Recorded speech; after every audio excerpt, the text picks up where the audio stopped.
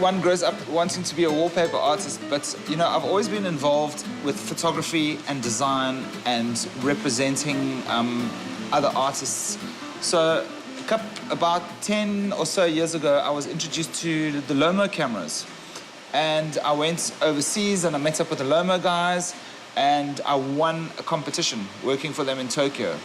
And they gave me a job for a couple of years where I traveled the world working for them, taking lots of photos, and then those photos would end up as big exhibitions where we would put up huge amounts of photographs.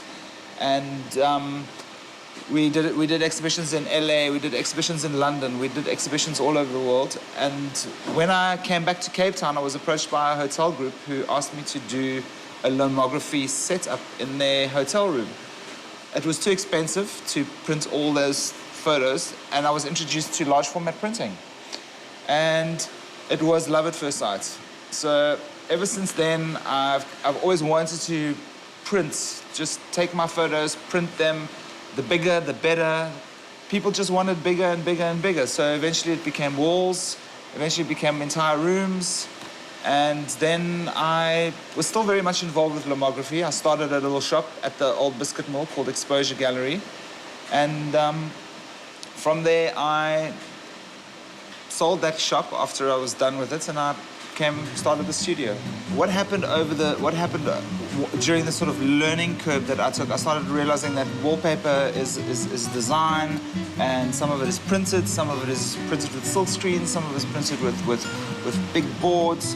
And what I realized is that wallpaper was very, very popular in the early 60s.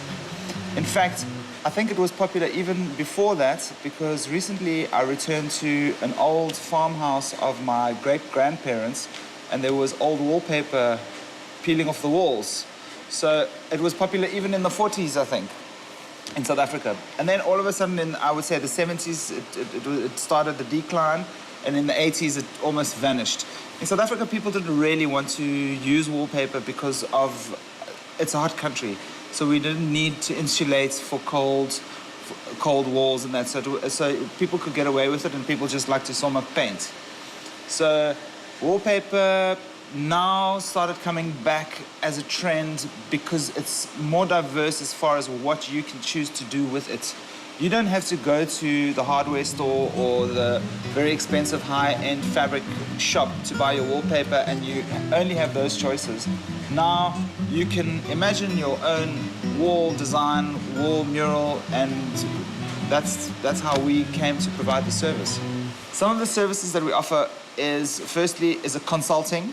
So a lot of clients, they don't know what they want, but they know they want something.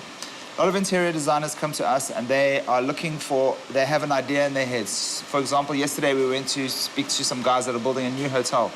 They said that they wanted some very creative abstract art for each of the rooms, and they had this idea to do smoke in blue and smoke in green. So after understanding what they wanted, we were able to offer solutions. And the solution that we came up with was, rather than doing smoke, we're going to do ink in water with a white background, and then we'll do close-up of those shots. And then we had to try to figure out how we're going to get that into the hotel room. What media will it be on? So we offer services that basically will consult on the material, and then the materials as a reality in the room. As far as my business goes, I would like to grow my business a lot more. I would like to represent a lot more South African artists. There's a lot of people out there that are artists, they have art, but they don't have ways of selling it. So we represent artists that if their work is good, and if they are sort of doing nice stuff, and it is convertible into wallpaper, it's a new channel for them.